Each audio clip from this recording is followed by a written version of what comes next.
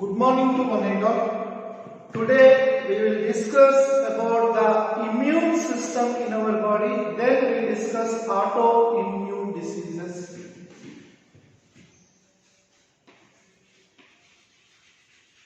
Immune system. So the system responsible for immunity in the body is called immune system. The system responsible for the immunity development in our body is called as immune system. So in our body, immune system is maintained in our body by four different organs. So that are lymphoid organs,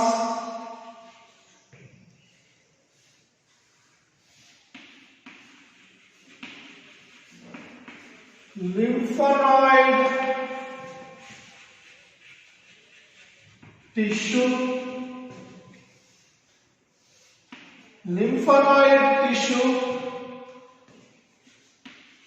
antibodies,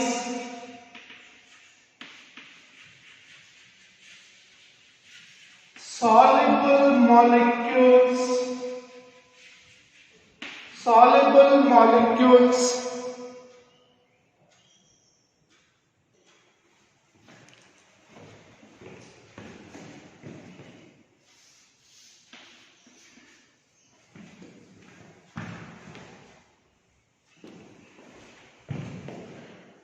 T and B cells. So here lymphoid organs. The lymphoid organs are made up of, generally you can see that primary lymphoid organs are bone marrow and thymus. Bone marrow and thymus. Okay. So here the bone marrow and thymus are responsible for the primary. These are also called as primary lymphoid organs. These are also called as primary lymphoid organs. So we will first discuss about these things, how they are responsible and how the immune system. So here this immune system generally identifies self, means no destroying or does not destroy cells. Destroy cells. And this also identifies non-self, means foreign material, foreign pathogen or antigen or toxin, and if it is tries to eliminate it. So here immune system, with the help of these organs, it tries to respond and eliminate this one. So in this particular process, it tries to eliminate the self and non-self. What does this immune system will do?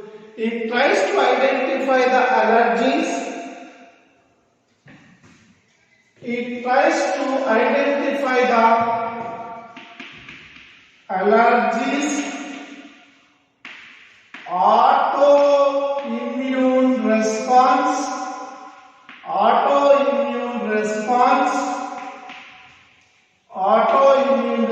and it also tries to helpful in organ transplantation. So immune system functions are these three. We try to identify the functions, and it also gives a autoimmune response. The functions of immune system is this with the help of these organs.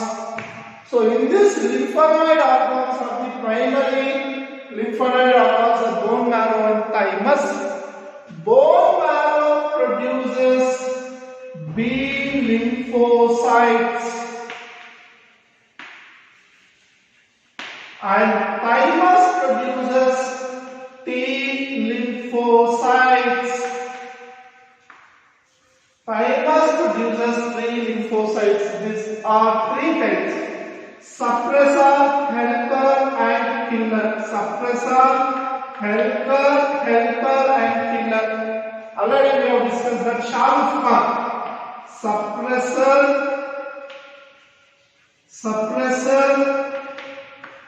helper and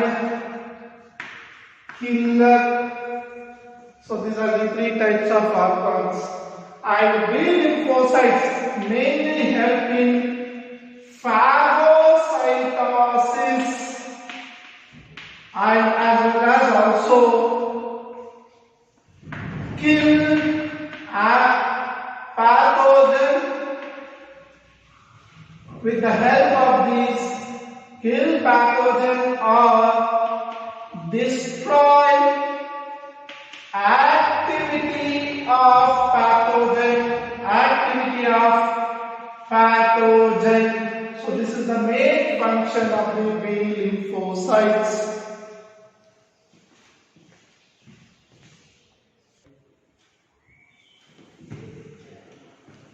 So here immune system, when you talk about the immune system, okay, immune system means identification and segregation of the components in our body into self and non-self. Self means which is our body component. So they does not destroy the components, means they does not act on that. But in the case of non-self, that is foreign pathogen or foreign antigen or foreign toxin enter into the body, the immune system will give a utmost response or exaggerated response. That exaggerated response is called as highly sensitive response. So what are the major functions of the immune system? When you talk about the functions of the immune system majorly already we have discussed that performs three important functions. One is identification of allergies. Here in this case IgE antibody is produced. Already we have discussed this is very important for 1 mark. Now the second is autoimmune response, means sometimes our body itself decides that the certain cells of our body itself they think it is poisonous and kills that. Already we have discussed in the erythroblastosis fetalis. Erythroblastosis fetalis, rheumatoid arthritis, already we have discussed related to that disease, and also in the case of psoriasis or skin allergies. And the next one is organ transplantation. In the recent classes we have discussed that major histocompatibility type 2 reactions are responsible for that, and graft rejection will happen. Already we have discussed it. So these are the three important main functions of the immune system. And for the immune system to act, four major components are participating in this immune system to develop. That four organs are lymphoid organs. So again the lymphoid organs are two types: primary lymphoid organs, secondary lymphoid organs. And the second one, lymphoid tissue. So the tissue which is present in the lymphoid organs responsible for the activity are lymphocytes and antibodies, which are also called as soluble molecules, which are generally known as antibodies. The next one is T and B lymphocytes, which are nothing but which will produce the antibodies. Now, when we talk about the lymphoid organs, already we have discussed that lymphoid organs are two types. One is the primary lymphoid organs. The second one is the secondary lymphoid organs. So the primary lymphoid organ is very important for 1 mark and 2 mark, as well as many times they have asked matching questions from these things. So the primary lymphoid organs are again two types. One is the bone marrow and thymus. Bone marrow generally produces B lymphocytes and thymus produces T lymphocytes. So these are producing the immature antibody effective or sensitive cells, and these already you know that T lymphocytes will be producing the supporting antibodies and B lymphocytes will be producing the effective antibodies, but they are immature when they are produced in the bone marrow or thymus, and this will be antibody sensitive cells and they will be immature, but when they are transported from the primary lymphoid organ to the secondary lymphoid organ, they will be mature. So what are the secondary lymphoid organs? The secondary lymphoid organs are spleen, which is a red color, almost kidney shaped structure present near to the liver, and it is always, this is one important question was asked from the spleen, that which organ in our body always receives pure blood. So it is the spleen. Spleen always receives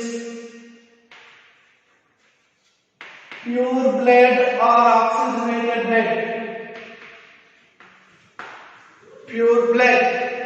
Other organs will receive the pure blood sometimes, pure sometimes. But this is the only organ which is, and this is also called as graveyard of RBC. Graveyard of RBC means death place of RBC. And tonsils, two organs present just near to this, which is responsible for maintenance of some activity in the body called as tonsils. And lymph nodes. Lymph nodes means the lymph. Already we have discussed in the chapter number 18. Circulation, blood and its components and circulation. There we have discussed the lymphatic system. So these lymph nodes are the circulatory nodes which are present in our body in supporting to the venous system, which is having its specific, the extracellular fluid which is not taken by the venous system will be taken by this and supplies to the greater superior and inferior vena cava. In the left side of the neck is called as superior and inferior cava. So this will be pouring the extracellular fluid into the left side of the neck in this region to superior and inferior vena cava. So that lymph nodes, they will be having a separate tubular system called as the lymph node system. This lymph node system will be producing that. And the next one, patches which are present in the small intestine and appendix of the body are called as Peyer's patches. So there they will be having this. And when you come on to the thymus, thymus is located near to heart, near breastbone.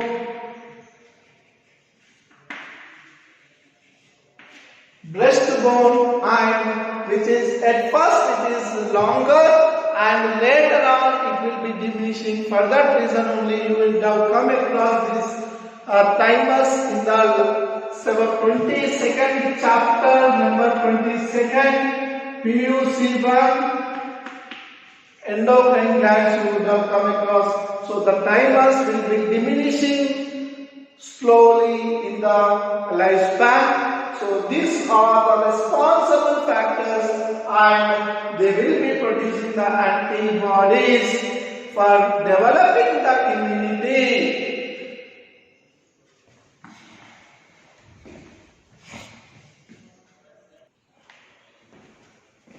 The next one, malt.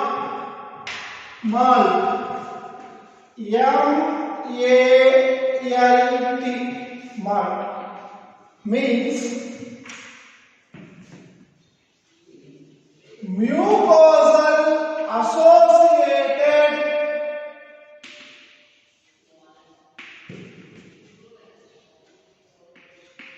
lymphoid tissue. So 50% of the lymphoid tissue, 50% of the lymphoid tissue is MALT.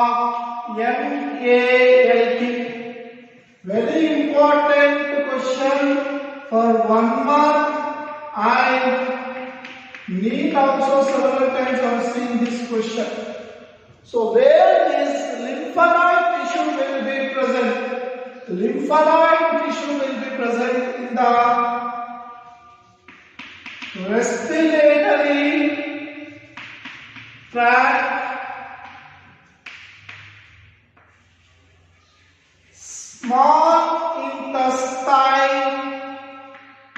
small intestine and urinary tract and others. So wherever the mucosa, a thin slimy layer,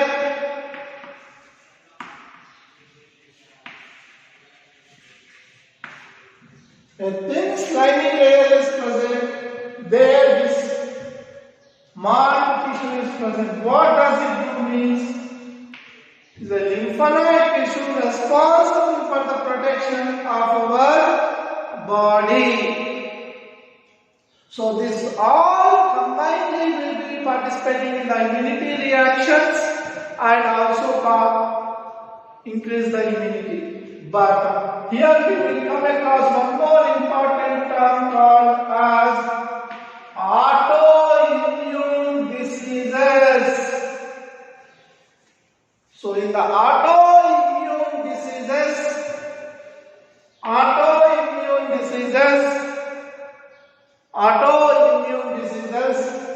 okay, body generally discuss or decides its non-self and self. If it is self, no reaction. X means no reaction.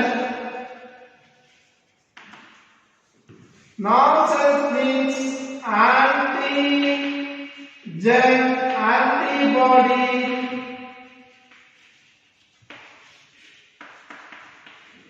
Reaction take place. Antibody reaction take place. But due to genetic disorders,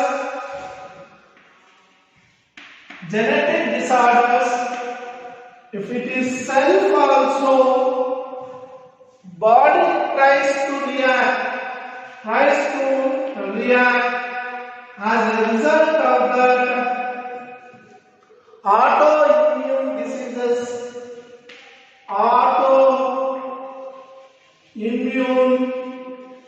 diseases like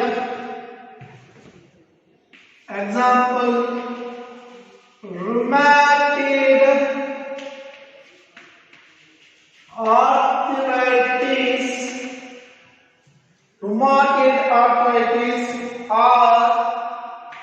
Rheumatoid arthritis are